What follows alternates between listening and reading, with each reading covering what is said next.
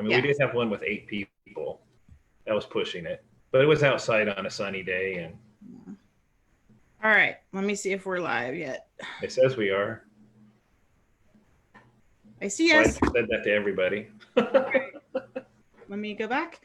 Hey everyone, it's Sarithkin up in Ontier, and I'm here with Duke Tiernan dal Cais, who's also from Ontier, and who I've known for a very long time. I think actually he may be the first person I ever saw get knighted. So that's kind of a cool thing. Anyway, this is part of my 50 Duke interview, part of my quest. And I'm actually almost at 30 already, so I'm halfway through. And I'm super excited to talk to Tiernan, because even though we live in the same kingdom, we don't hang out and just shoot the shit a lot. So it'll be kind of cool to hear more of his story. So you've watched a couple of these. We usually start, you know, your origin story. So if you could start there, that would be great. Well, when I was going to a community college back in the mid 80s, late 80s, I guess, I was in a science fiction book writing class, and I was in the fencing club. And one of the guys there, we also did a bunch of Shinai fighting, a whole bunch of us, like around campus and after school and stuff. But one of the guys that was in my science fiction writing class had been in the SCA in Utah and told me that there was this event going on in May down in Eugene, Eagles. And then he lent me a tunic. He didn't go to the event, but I got 2 other guys from the science fiction class to go down, and we went to Eagles back, and that was in 1987, I think. Did you camp, or did you just day trip down? Oh, we camped. There was 3 of us crammed into my little dome tent, and one of the guys was quite large, so it was pretty interesting. And then 2 of us were fencers, so we were fencing with our foils, and that didn't go over well. They actually told us we couldn't do that. If we did it again, we'd have to leave the event. Oh. So we left the site and fenced right over the fence, and then we came back. And it was pretty fun. And then I got really excited about doing the SCA, and I actually joined defense, because there was fencing, but it was using fiberglass rods, and it was not very good. So then I decided I wanted to do heavy fighting, and I got my best friend from high school to do it. So we started going over to Portland to the Three Mountains armor making shop, which was in somebody's basement, and we were making great helms, and they were really, really not good. Funny thing is that there was this other really young guy making armor there while we were there. And years later, I realized that, oh, that guy was we were making great helms, really cruddy ones. And the other guy was Sir Alaric, making his really awesome. So we never even finished our helmets, because I started working a night job. So we just quit going, and I didn't see it again for 2 years. So then I was in college at WSU in Pullman, and another friend of mine from high school was like, hey, you need to come see this. These guys are doing fighting in armor. So I went running over, and outside of his dorm, they were having fighter practice. And the guy running the fighter practice was Jorg, who's now a knight and a laurel, but back then he was just a squire. And I knew him from the fencing club, because he ran the fencing club at WSU. So then I just started doing that. So I did fencing. I didn't need to do fencing anymore. I would go fight heavy. So for you, what was the attractiveness of fighting heavy versus fencing? Well, for one thing, back in the 80s, the fencing was really not very good. And they were using really whippy fiberglass rods with hot glue on the end. So they were heavy on the tips. So the tips wobbled all over the place and didn't necessarily go where you wanted to go. And I don't hurt anybody's feelings, but it seemed like they did not really call their blows as well as the heavies were. Okay. And I grew up watching, Ivanhoe and stuff, and wanted to do that. So did they have loaner gear out at Wazoo? Not really. I waited for Jorg to get done, and then I would put on his stuff, because there were about 3 or 4 other fighters there. And I would fight in his sweaty, heavy stuff. And it was awful, because I only weighed about 155, 160 pounds. And I was all skinny. And York stuff didn't fit very well, and I didn't have any muscle. So when I got hit, it hurt. I mean, for like 4 months, I could not block my left leg. I have a big heater shield, and I couldn't block it. And I'd say, quit hitting me so hard. And York would just block it. It's the easiest shot in the world to block. I'm barely swinging. Just block it. So did you guys have like the conveyor belt roll flags and stuff? Not yet. Those weren't invented yet. Okay. When you went to Eagles, did you see heavy fighting, or was that? Yeah, I did. In fact, I remember very clearly Torgal laying on the ground under a tree between rounds, without taking off his helmet or his chainmail. And I swear he looked exactly like a Viking. Like, okay, everybody else here looks kind of cool, but they look, road warrior-ish kind of cool, a lot of them, right? But Torgal looked like a Viking to me. Yeah. And I clearly remember Torgal, and I remember Thorin from that event. What stood out to you about the two of them? What? What stood out to you about the two of them? Well, Torgal was his armor and his attitude. I mean, I never talked to him or anything, but you could just tell that he had a lot of self-confidence. And Thorin was walking around all in white. He might even have been the king at the time with Unharred. And he had a white rein, apparently. Yeah, and they were pretty striking compared to the rest of us. That's cool. So how long did it take you to get your own armor together? It took me quite a while. When we were at WSU, in that first year at WSU, Pat and I both got a set of armor going. But for the very first event, we came back home on a weekend to make some armor. Pat was making a set of knees, and they were like at a 1/4-inch thick steel plate that he cut out with a plasma torch. And we worked all day dishing them and dished them about that far. So we didn't do very well. I spilled black carpet dye all over his mom's carpet. Black leather dye all over her carpet at 2:00 in the morning before the event. So we couldn't get it clean. We even woke up his sister and had to bring over a steam cleaner to try and clean the carpet. We couldn't get it. So we just moved her furniture. And then we got up at 5:00 in the morning, and I don't know if we went to bed, and because we had to go back to the inlands, so a 4 or 5 hour drive to go to the event. And on the way there, we threw Pat's knees into the Columbia River. Like, these are stupid. So we got to the event, and I put on our armor, and I got inspected. Then I took it off, and Pat put it on and got inspected. We did have 2 helmets. So then I don't remember who wore what, but we only had enough armor really for like 1.5 people. So we didn't have all of the armor you're supposed to have on to fight. So did you guys actually switch, or did you sort of just go for it? Well, we switched so we could get inspected. Okay. And then we just, you're left-handed, so you make sure you have the left arm, and I'll make sure I have the right arm. And nice. So what event was that? Do you remember? I for a long time, I thought it was a Barron's Ball, but Pat said it was a Springfest. Okay. Which would make sense, because then we probably worked on spring break over the stuff. That does make sense. And when did you start meeting some of your mentors? Right there at that event. Because when we lived in Pullman, there was only 3 branches in all of Eastern Washington. There was Spokane, the Tri-Cities, and I guess there were 4, because there was Yakima, and then the Pullman-Moscow college branch there. So everybody went to the same events. So when I first started, I think that Gunnar might have been the only knight. Okay. Diane might have been a knight by then, but I didn't know him. So early on, I know that Diane was a knight. Did you meet Gunnar at Springfest?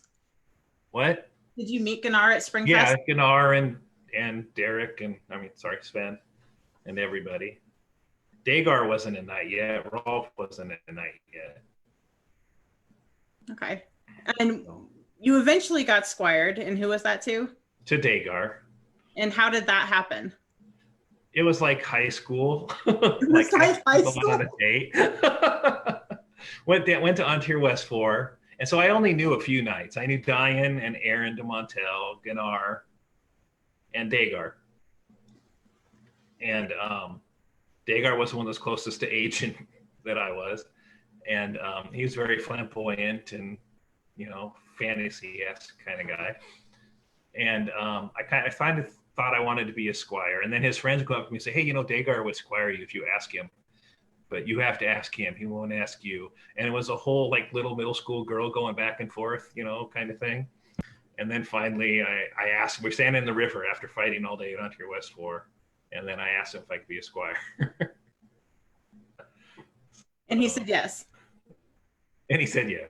Yeah. Were you his first squire? No, Staircar was his first squire. Okay. Okay. And I think Staircar had been a squire for a year, maybe, when I squired to him. Sven says Gunnar was squired to Dion, and Dion was the first knight in Eastern Washington. Okay, so they were both knights. I didn't know. I noticed Gunnar right away. Right. Why was that? Did he just have like a presence? He's big, and he's purple and yellow, and he's Gunnar. So, I mean, something about you that stands out is that you're very into like having your kit be a certain period and looking really good. When did that happen? And did that happen before you got knighted? Yeah, off and on. I kind of went between like fantasy Conan-esque kind of look. I mean, I definitely made a set to look kind of like a Conan, a Frazetta cover. But my very first set of armor that I made for myself and didn't piece together was a full coat of plates down to my knees with a black great helm and everything that I thought was just awesome. And Dagar made a lot of fun of because my helmet was like, this tall. I think it literally had 12 layers of foam above my head. So how long were you squired to Dagar? I think for 7 years. 7 years. And what was your training like while you were a squire? I really didn't have any. I just fought because we didn't live in the same place. So I fought him at events. So once every couple of months. And so I lived in I was going to school in Pullman. So the branch was really small. There was anywhere from 4 to 8 fighters at any one time. So it was pretty much just, when Jorg was there, Jorg was my main teacher, but then Jorg graduated college and moved away. And I was there for 4 years. And for most of that time, I just kind of fought the local people. And a few good fighters would come and go, but most of us were pretty new. So that would be like one practice a week. Were you a believer in pell work back then? Oh, I hated pell work. I still don't like doing pell work. I broke my own nose doing pell work. Really? So no, so we had a fighter practice in Pullman one night of the week, and then we had a fighter practice in Moscow, which is another town 8 miles away where the University of Idaho is.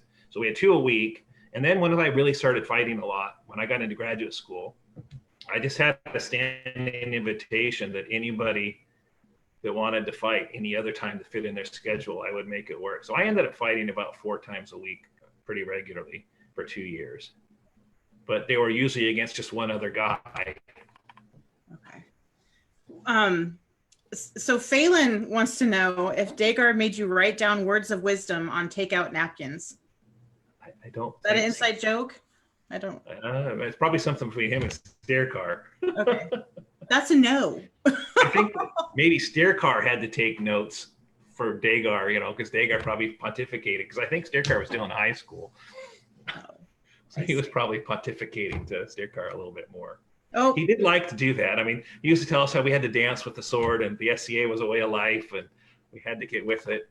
And Miranda really didn't enjoy that part.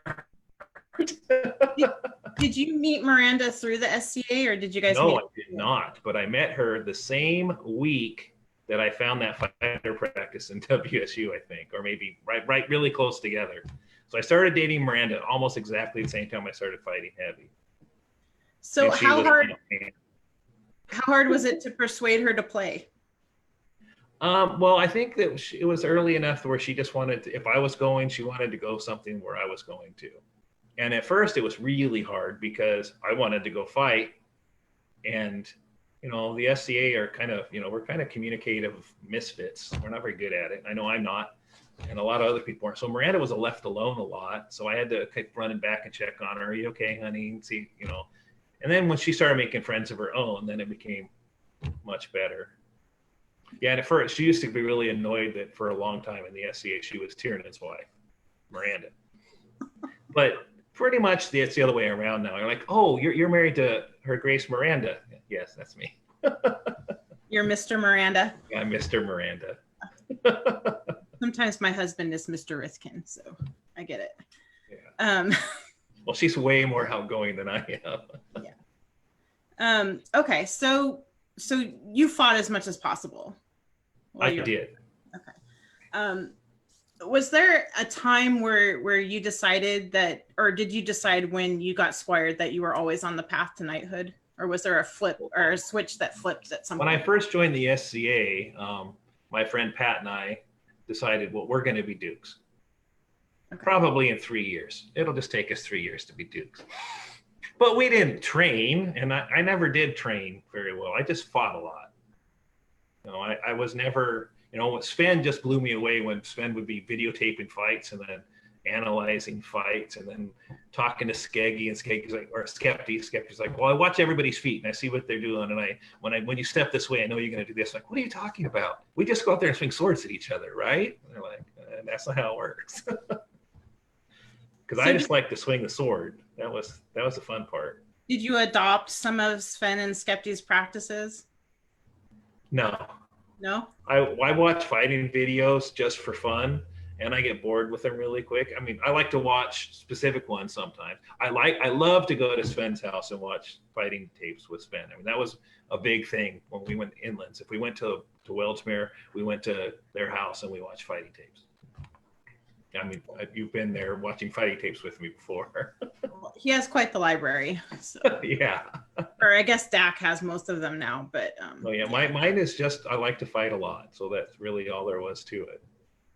Okay. So it was more about being like the best fighter ever and being a Duke than it was about getting knighted at first.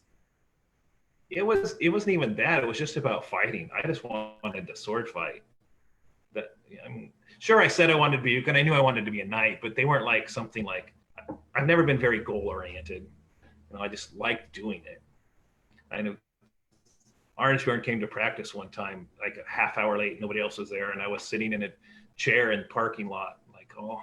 And he's like, oh, is Tiernan sad? Nobody fights. Like, You're yes. For half an hour? Yeah. So really, it's just you have a passion for fighting. And yeah, it's the most fun thing you can do. Okay. Well, I would agree with that. Yeah. So was there a point though where you decided that knighting was going to be something that you wanted, and you switched anything you were doing? You know, because a lot of times when people are on the path to knighthood, there's like all these things people say they need to do to get knighted. Not really. I had to kind of pay attention more to what I was doing and not just swing my sword around wildly. But I never went, okay, I'm going to start training in a systematic manner, because I didn't have anybody around me to do that. For most of the time that I was my early years of fighting, it's going to sound arrogant, but there was nobody at my practice that was as good as I was until I moved over to this side of the mountains, to, you know, the main I-5 corridor. How would you challenge yourself at a practice where you were the best person? When we were in Moscow, Idaho, we would have fighter practice with about 6 of us, and then we ended every fighter practice with me fighting all 6 of them. And that sounds, but they were not. They were really new. Like a melee, so, like 6-on-1. Yeah, it'd be like 5 or 6 on 1. And I was pretty fast back then, so I usually won those. Okay. But I mean, those guys didn't actually go to events. I mean, so it's not like I couldn't do that against actual. I mean, Dagar used to make fun of me all the time. You think you're so good because you're kick butt at practice? Like, no, I know that my practice isn't very good. I've been to events enough to realize. Okay. So how long were you squired to Dagar before you got knighted? I think it was 7 years, but I'm not sure. I can look. Can I write it down? You don't. Yeah, something like that. About 7 years.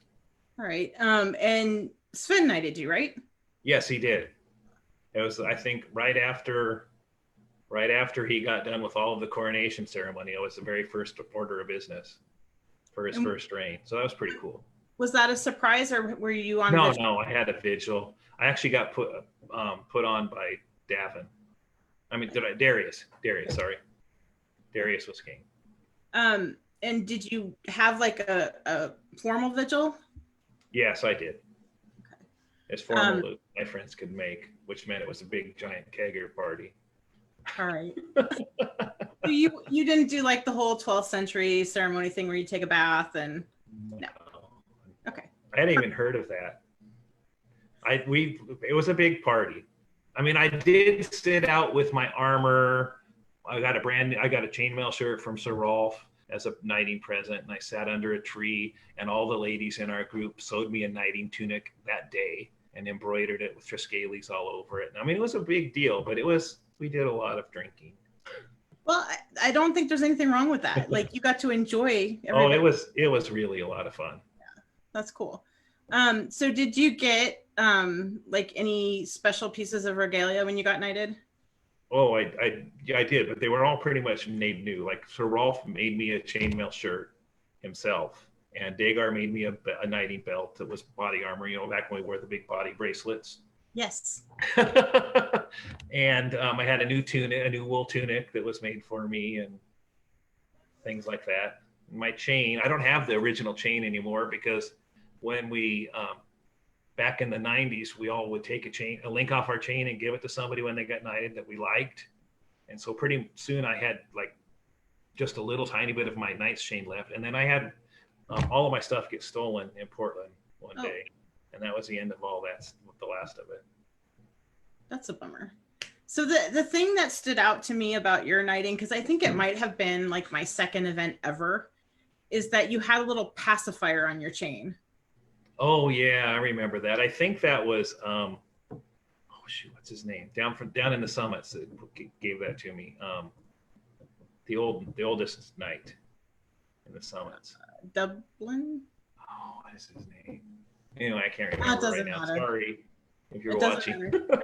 It stood out to me as a new person. I was like, oh, I guess that means baby knight. But yeah, that was it. It was kind of, I think they thought it was funny, but I kind of thought it was a little insulting. So I have a question for you.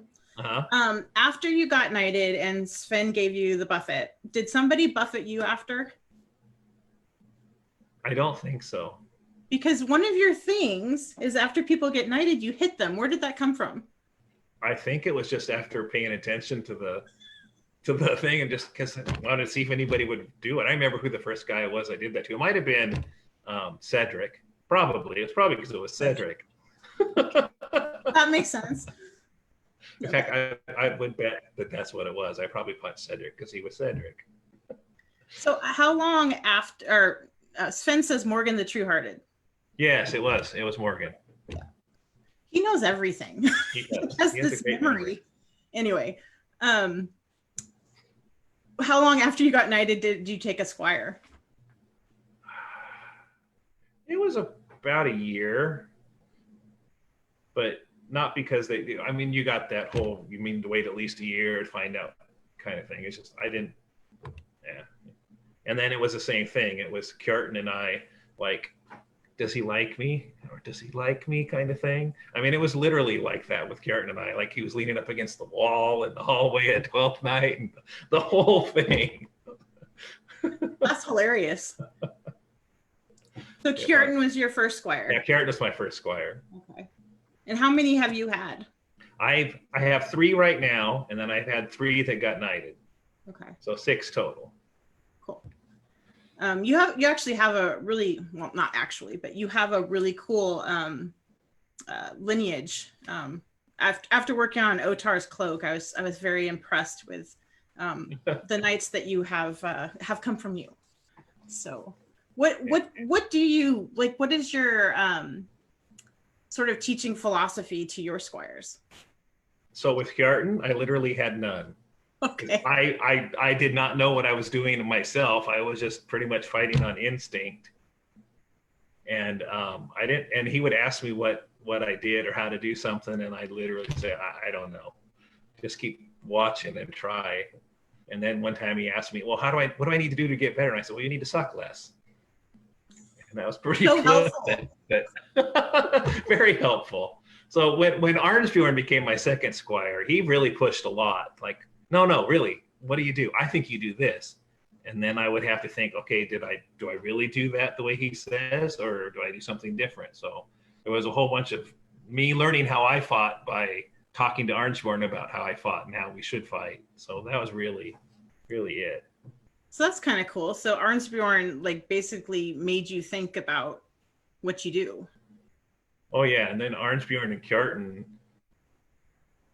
our practices were pretty brutal. That both of them because I don't think they really liked each other at first either. So it was always who's going to dominate. So our practices were like the three of us trying to not get killed by my squires because they were out to try and hurt me, and those two trying to hurt each other. And then at the same time, we had Olin and Freddie and Octomasades, and there was in our little local area a whole bunch of hungry, unbelted fighters at the same time, or new knights that just wanted to dominate each other. So really, I think my whole training to get better was trying not to get broken by those guys. Yeah, that practice turned into quite the crucible. It was so much fun. I miss those days. So was there a time that you decided that you wanted to be king and that was something you were going to work toward? Again, no, I always wanted to be the king. That was, I wanted to be a knight. I wanted to be duke. I wanted to be the king. And within my first year and a half, I'd gone and fought in the crown tournament, I think. I didn't do well, but I always fought in crown tournaments because that's just what you did. Everybody went and fought in the crown. That's the culture up here for people that aren't from Ontier. And I never had it. I always wanted to win, but I never actually thought I would. So, the guys who were winning crown were awesome. Well, right. But I remember there was this period of time there were, whenever I would go to a tourney, Tiernan would be there and Tiernan would be at that tourney to win. Right? There was a time where you were really pushing. Yeah, but again, that was just because I really liked to fight and I wanted to go to every tournament. And then, there was a time when Sven had 3 baronial championships at a time, and then Steercar. So I bet Sven might even have beat that. I was always trying to get up to owning 3 champions. I wanted to win every single tournament I could. I wanted to be Torgal. I wanted to go to Eagles and win swords and, be the guy that everybody would just stop and look at, because the funny thing is I really am pretty shy and I don't like to talk to people very much, but I also am conscious the entire time I'm fighting of, does this look good to the crowd? If I turn a little bit, can they see my stuff better?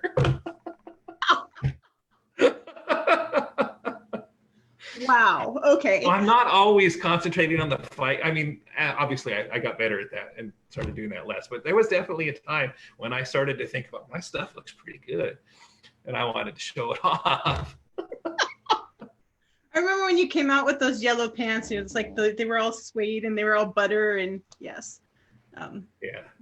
Okay. Was there ever a point where you felt like you had to work on like the mental aspect of your fight so that you could start winning tourneys or getting better at tourney fighting? Yeah, what I knew I needed to do was I needed to concentrate on not getting killed, because I had so much fun in the early days of just attacking that if the fight went on for a while, I might not even, I should have just gone out single sword, because I would be leading with my sword hand and my shield would be completely behind me, being completely unused. And then a medium fighter to a really good fighter would just wait till that point and then they'd hit me. And then when I decided I wanted to go more than 3-4 rounds in crown, I need to slow down and stay alive and pick my shots a little better. And nowadays I don't fight anything like that. I'm sure my fights are a lot more boring to watch now than they used to be, but I stay alive longer.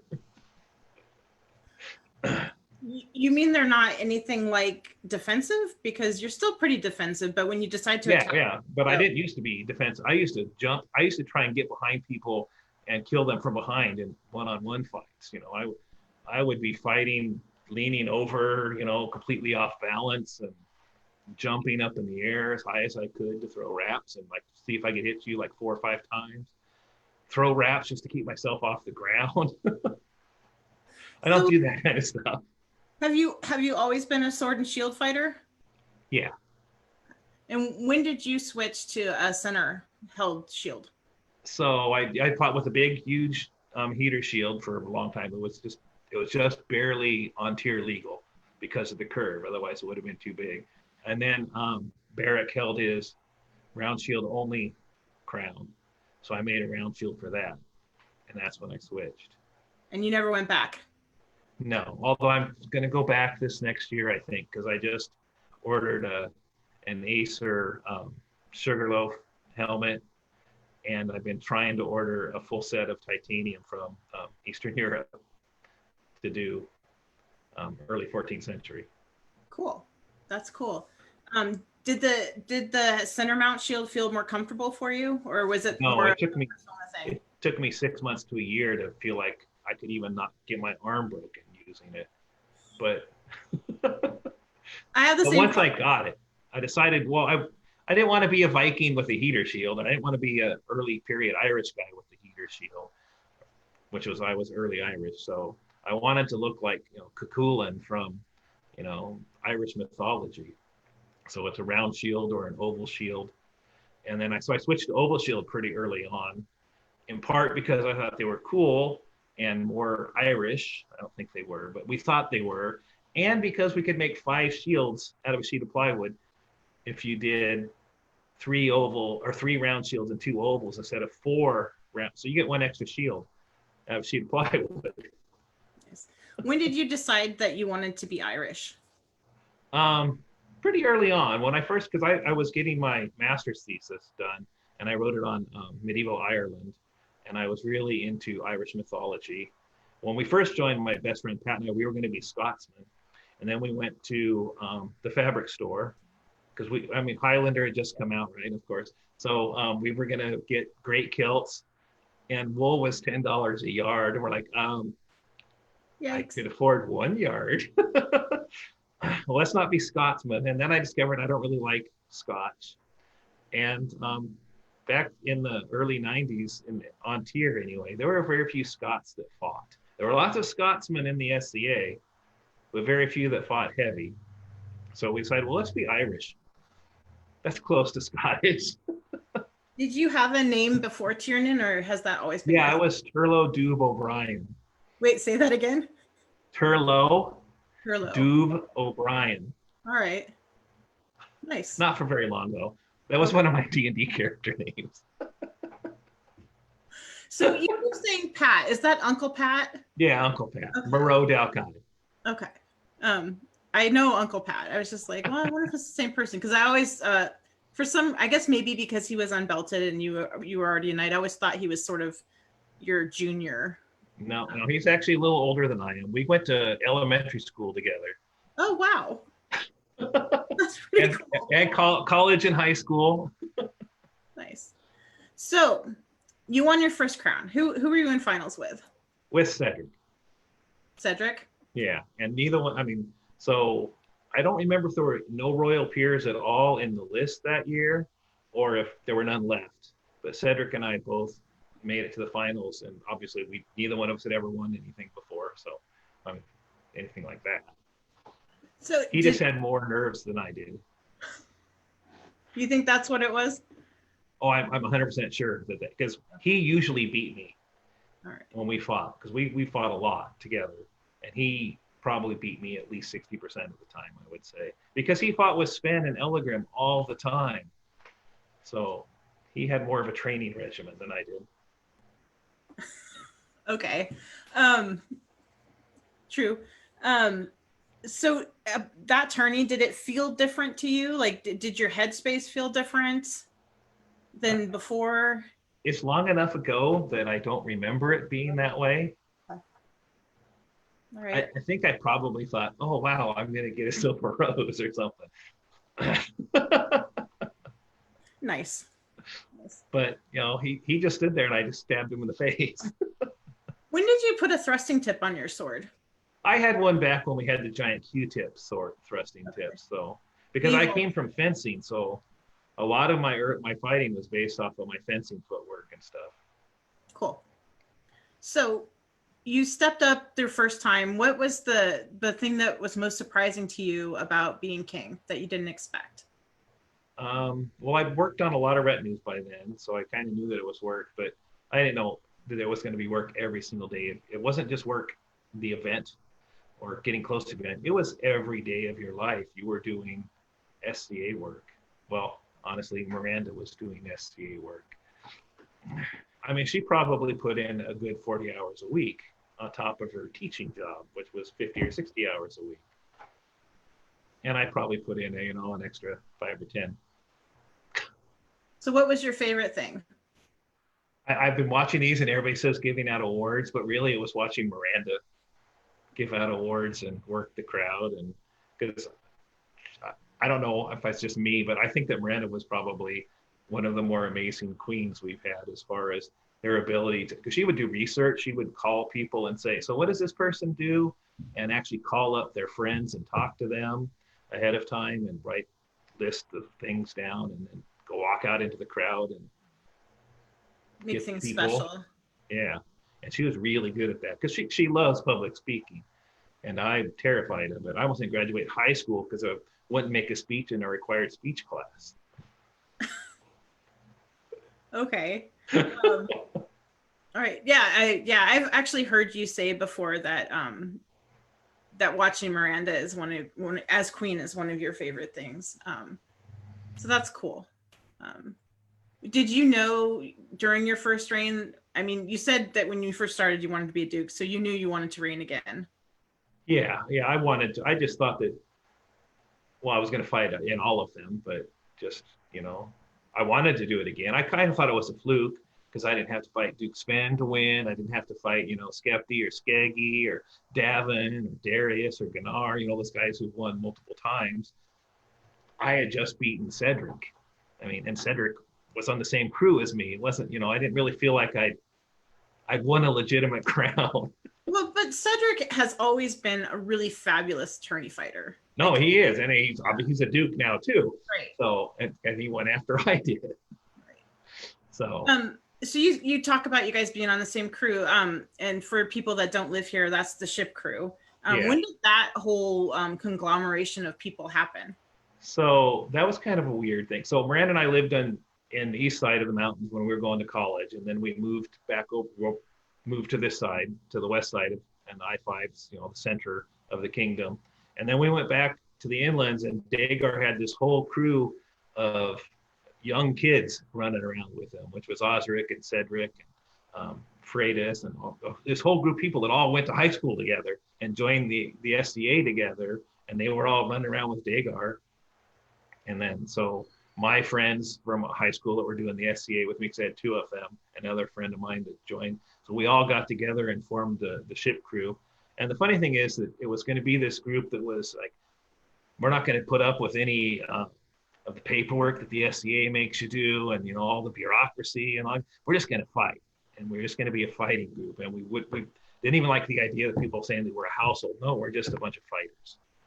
And obviously it became a little different where, like at one point, I think we had like 3 or 4 barony or people being barons and baroness at the same time, and 3 kings at the same time of 3 different kingdoms. So it's kind of cool. That is kind of cool. It's always been kind of cool to me about how you guys have a network of people that support each other. It's a very visible network, and I think in a lot of ways that's a very advantageous thing when you're fighting tourneys to have that. Yeah. So I've always sort of admired that. When I first started to get pretty good at fighting, it helped a lot that I had Miranda and my friend Kurt on Luanokai, because they would really do everything for me during tournament day. Like I would fight so hard that I could hardly move after the tournament was over, and I couldn't even I just take off a piece of armor and take a step and lose another piece of armor, and they would just walk along behind me, pick it all up, and take it back to camp for me. And it's amazing how much that kind of stuff helps. Do you have a tourney day regimen? A little bit. I get up and cook breakfast for my family every morning at a tournament, and then I want to get ready as soon as possible because I really don't like being late. It makes me very anxious to be late to anything or feel like I'm going to be late. So I really don't like going to an event like day tournaments. Those make me anxious the night before. I start getting anxious about being late to them. So I really like when we have crown, when it's, you get to camping the night before. And so I just and I like to walk around and talk to all my friends. Like between rounds, I go check the field board a lot, and I go check on Miranda, but I need to just walk around and talk to people and just keep walking. If I stand in one place too long, I'll start to think. and then I psych myself out. So you keep your yeah. brain occupied with chatter. Yeah. Are you a warm-up person? Do you? I do very little warm up. I should do more warm up. I know that I've noticed that in the last few years that I often have really rough first fight because I haven't warmed up enough. So there's some kind of middle ground. I don't want to be too tired, but like I can't be like stand and fight constantly between rounds. I've tried that. It just doesn't work for me. He has like some sort of energizer bunny gene that the rest of us are lacking. He was all, I mean, even though he's younger than I am, we got into the SDA close to the same time. And he was always the guy that I was watching to see how you do things. And it was pretty interesting. So what have you patterned after him? I think early on we used to fight a lot. When I fought with the heater shield especially, my fighting style with the heater shield was a mixture of Duke Torkill and Sven. Because those are the guys who, they were successful and they kind of moved like I wanted to move. And cool. So your second reign, or even in your first reign, did you institute any awards or like make any traditions or anything? Oh, we made a whole bunch, a whole bunch of awards that we did not do a very good job of getting them passed. I think we just announced this is the new award we're going to do. And gave them out. Were any of them special to you? Oh yeah. Well, we gave out one for 20 years of excellent of service to the SCA and participation. That was a really big one. And I know that that one still gets given out quite a bit.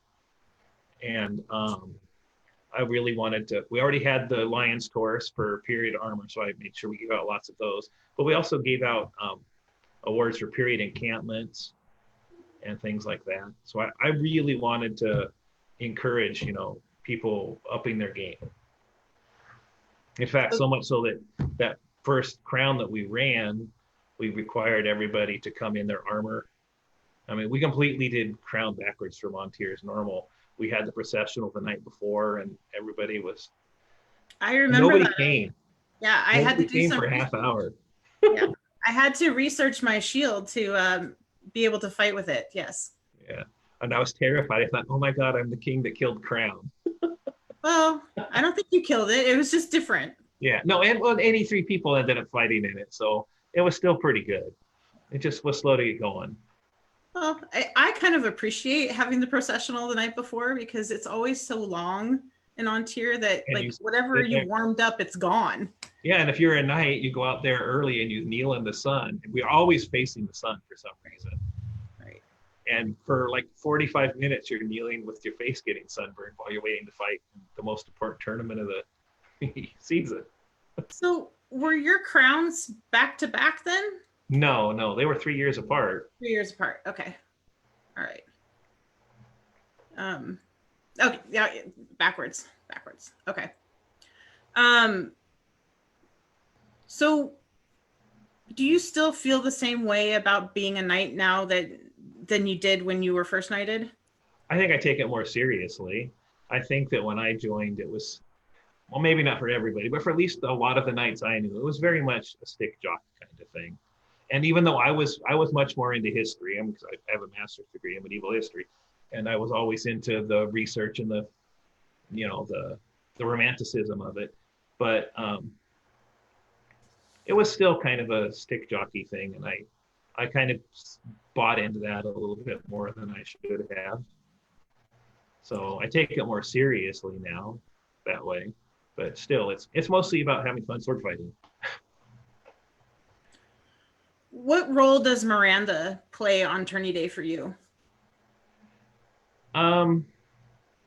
She's there to help. I mean, she's kind of, I'm always looking to her to kind of anchor me, and she helps carry stuff out for me, and she's there watching. At first she didn't, the first few years, I don't think she watched that much, but when we started to do well, it became a much more of a big deal for as an us thing and not as a thing she'd let me do, now it's a partnership kind of thing. And she probably doesn't know it, but when I kneel, and salute my inspiration for the day. I always say I love you, and kiss my sword, and She knows now. so she well, maybe. Maybe, yeah, if she's watching.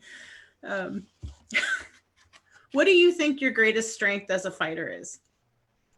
That I enjoy it.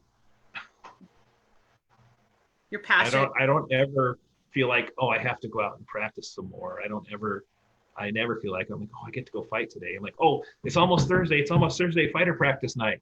It's still, I just like fighting.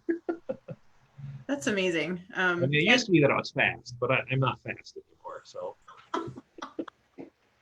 Okay.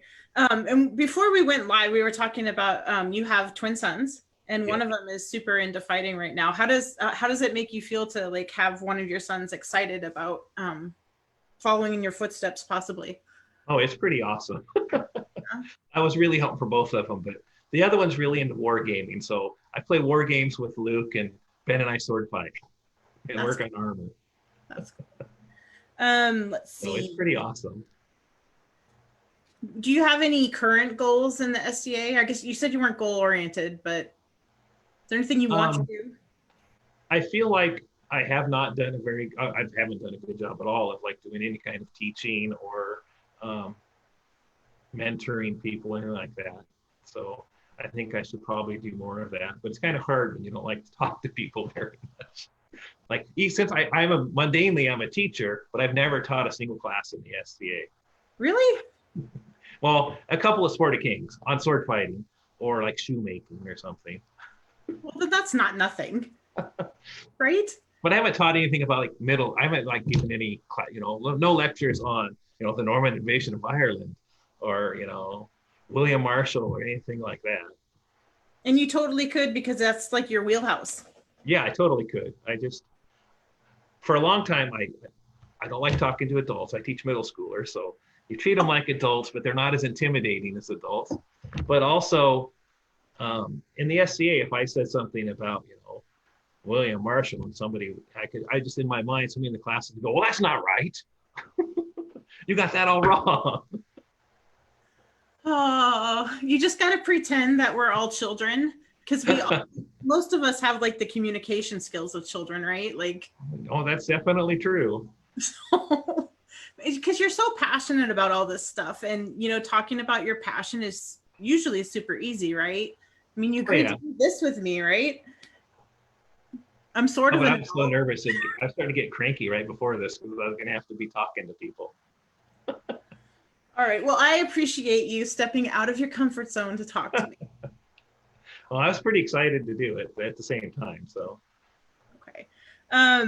Let's see. Do you have a favorite memory from being king? I have some amusing ones. Tell us a story, Tiernan.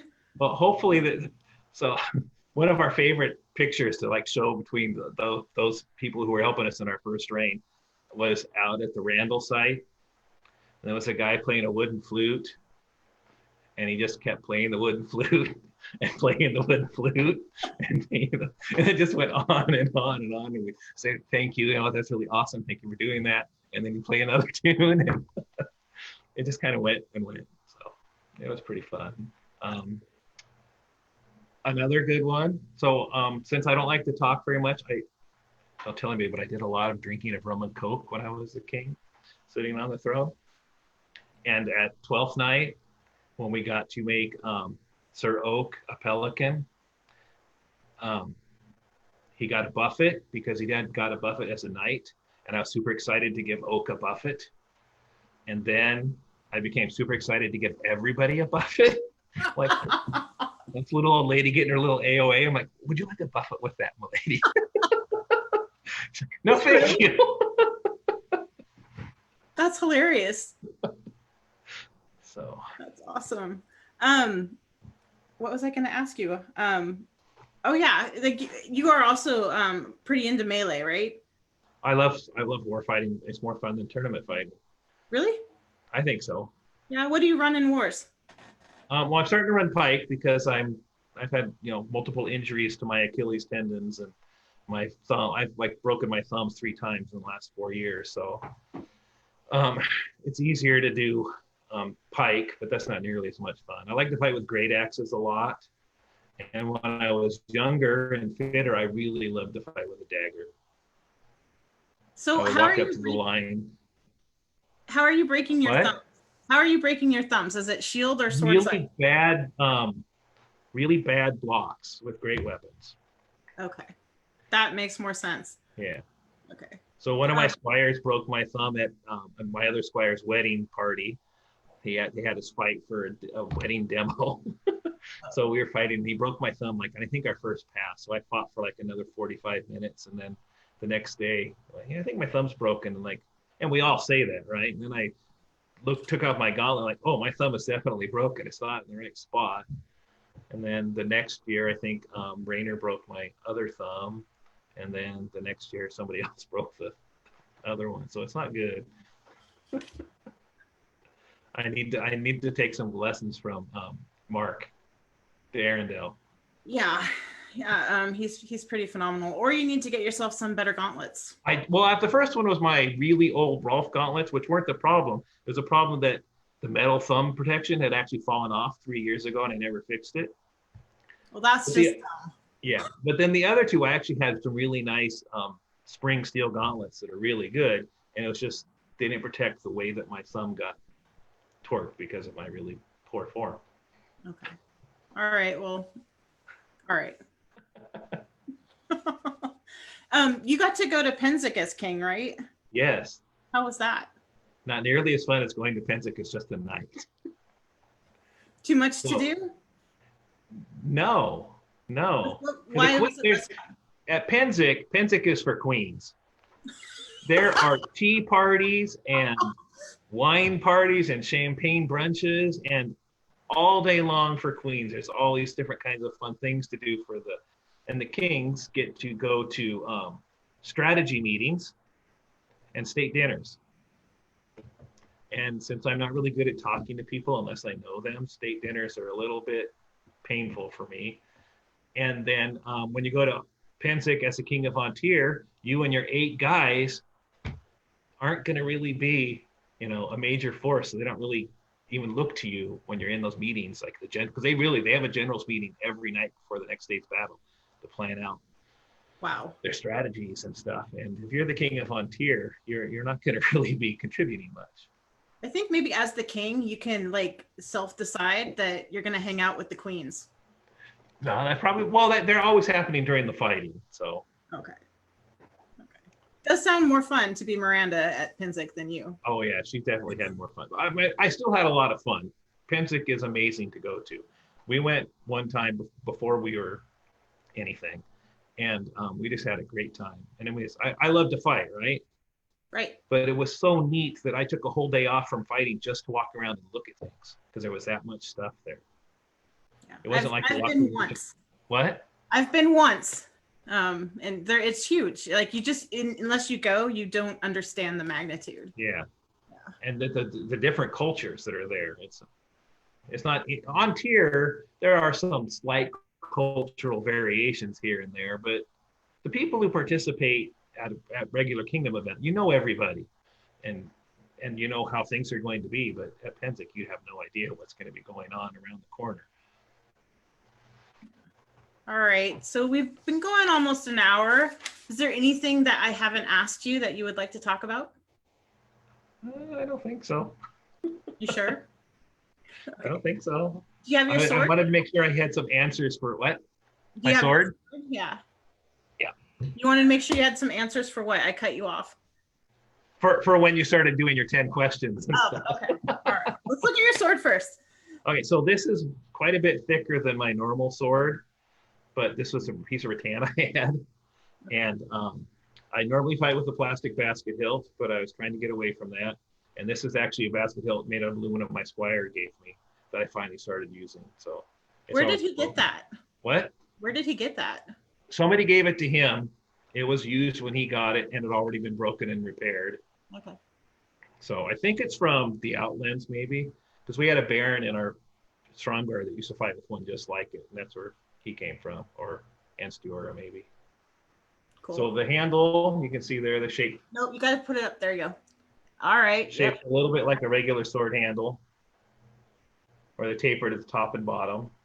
Got a trigger in there. And a trigger. How many fingers do you put through that trigger? I put my middle finger through the trigger and my index finger over it to hold it down. All right. When I first started, I used to put the trigger right on the tip of my pointer finger because I did a lot of electric fencing, foil fencing in college.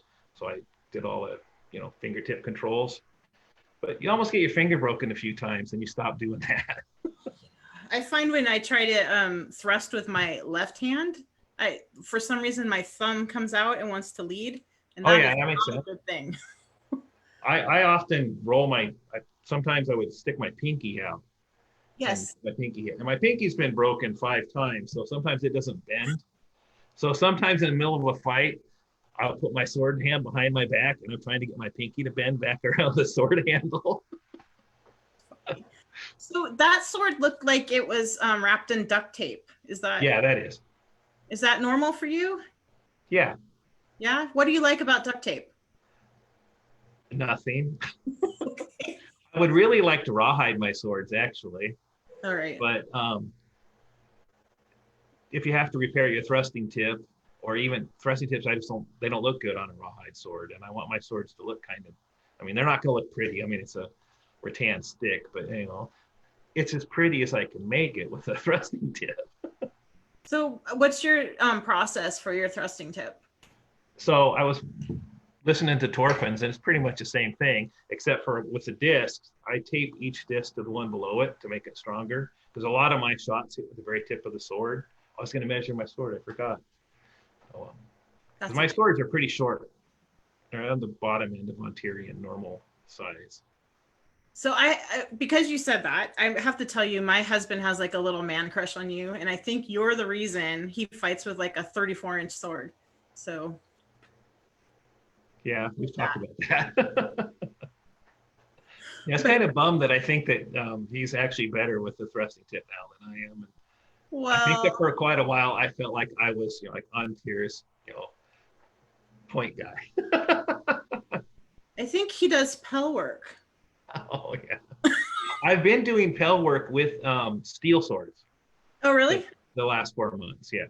I like to do that because then you're very aware where your edge is, and you're very aware of when your thrusting tip is actually biting. Yeah. Well, I don't thrust at the Pell. You don't? No. Oh. But maybe you would be better than Vilius if you thrusted at the Pell. I guess so. I'm just joking with you. Anyway, so let's do the final 10. You ready? Okay. Yeah. Okay. If you could fight anyone in the world, who would it be? Honestly, a whole bunch of new guys. I'm gonna get my ass kicked. Oh, did you hear that? My husband says I'm getting his ass kicked. Oh. I would like to fight Vilius. Yes. A lot more. Come to practice. Come to events. Please. But after your interviews, I've decided I really want to fight Duke Mark. I think that's a great choice. He's amazing. Sir Laurencio and I have been talking for the last 2 years about getting into longsword fighting, and we're going to watch Mark's videos, and so that's what we want to do next. You should make a longsword like he does, because the balance is amazing, and he uses like hose for the hilt. I know. I watched that one. I got all excited. Yeah, it's amazing. I don't do a whole bunch of great weapon stuff because my hands are really important to me. But I love that. I love his bastard. He calls it hand and half sword, but I love it. Yeah. Anyway, so yes, Mark is a great choice. Who would you like to see reign in your kingdom? That was a hard one. I didn't come up with a good answer. I know that I would like to see Otar be king. I think that would be pretty amazing. He would be an amazing king. He's just an amazing guy. Like what a pure heart of gold that guy has. I really wanted, for a long time, I wanted Godric to win. So did I. But I don't think that Godric's really into it anymore. So. Well, he's got 3 kids and. Yeah. But. Yeah. Yeah, he was one of my faves for a very long time. He was definitely one of mine. Yeah, I came up with Godric. He was kind of my buddy. If you could talk stick with anyone in the world for an hour, who would it be? Everybody again. Everybody. I liked it. But after watching these, Duke Tamuki, he seemed like he'd be a lot of fun to hang out with. Yeah, he's a great guy too. He actually put up a post on his YouTube about how to do a fighting journal. So maybe he's going to come out and spread his wisdom a little more. That would be awesome. There was a time when I thought, I need to be like Sean and start going to other places and teaching classes and stuff. And yeah, you can go to the other places and you don't have to teach. You don't have to talk to anyone. You just have to fight. It's super fun. We went to like 3 Penzics and stuff. So yeah. Well, when Sean has his thing in the spring, you should go. Yeah, it's hard. The things outside of Ontier are always at a hard time for a teacher to leave for. I was going to say it's probably not over your spring break. Yeah. All right. Where were we? What is your favorite medieval-esque or period movie? Highlander. When Miranda and I first got out of college, and she got a job as a teacher, and I was unemployed for, I think, 2 weeks looking for a job. I think I watched Highlander nonstop on my VHS for the 3-4 days straight, like over and over again. And I used to make all my friends watch it, and we go out and have Shania fights, and so yeah. But I love a Gladiator and all the Lord of the Rings movies, but Highlander was definitely it for me back in the day. Excellent. If you could add a rule to the rules of the lists, what would it be? Get rid of the knee fighting.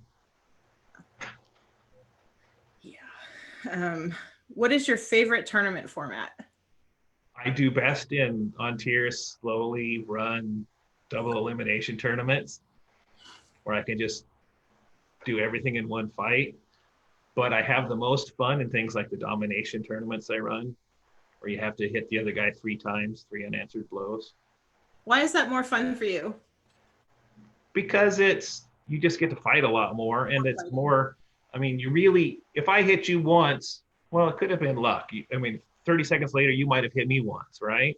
But if I can hit you 3 times or 5 times before you hit me, it's pretty obvious that I won. Yeah, you're destroying me, right? Yeah, that's the idea. It almost never works out that way. It works out with the guys being so tired, they go, what? And then 2 minutes later, they get the second one in. But the idea was we're just going to hit each other. Or get to the point where you can just hit the guy at will. Cool. Were you done? No, I'm done. I was done. All right. What's your favorite event? Ontier West 4. Good one. Telling you people, if you don't live up here, you should come out because it's super fun. I've been to Australia and I've been to Penzic. Ontier West 4 is more fun. The fighting is. It's so much more relaxed. Yeah. Yeah. If you could have any helmet, regardless of cost, what kind would it be? All of them. All of them. I want multiple full suits of armor.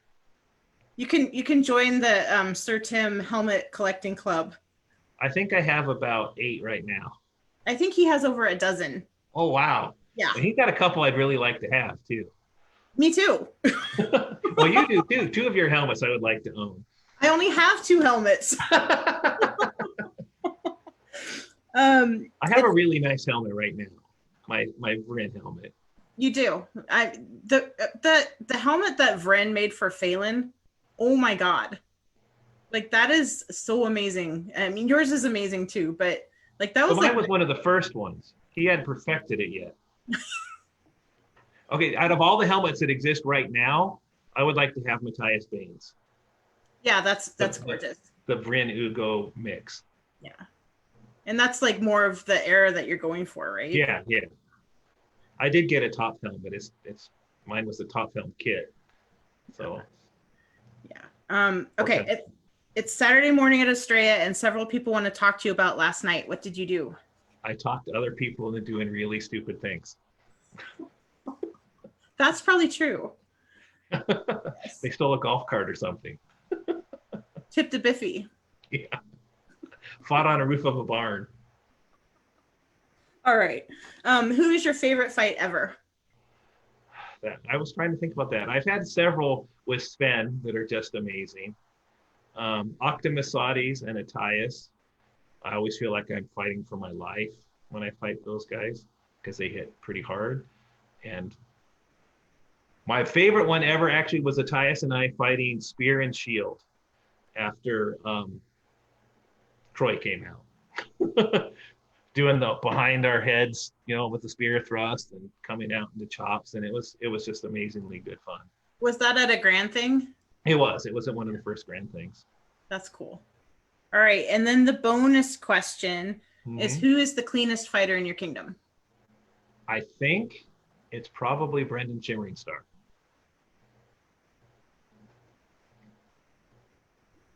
I don't think I've ever seen a problem with any of his fights or anything. I would agree with that. He's very quiet, but Yes. Yeah. he has a lot to teach. He's my Grand Knight. Yeah. Yeah. He was at the very first ship crew event we had years and years ago. Did he really? He and Tim were both there. Really? Tim was a squire. I didn't know either one of them. They just showed up. I don't know how. I think he was friends with Dagar or something. Cool. All right. Well, thank you for stepping out of your comfort zone and talking to me. I really appreciate it. And I don't know if you had to pretend I was like a 12-year-old or what, but thanks. I'm not so bad anymore. Okay. I actually have gone out and done 2 lessons at McMiniman's in the last couple of years to strangers in a bar. That's kind of scary. All right. Well, I really appreciate it. And this was fun. And It was. I hope to see you in person sometime this year. Yes, that would be nice. Hopefully swinging sticks. So for everybody else watching, I think tomorrow I am talking to Duke Arius of Sparta, who's from Atenvelt, who should be super interesting. He wrote something on Facebook like a couple years ago that just totally piqued my interest. And so I hunted him down for these interviews. So I don't know him at all, but I will tomorrow. So All right. thanks again, Tiernan, Well, and thanks everybody for joining us, and see you later. Bye-bye. Okay, bye.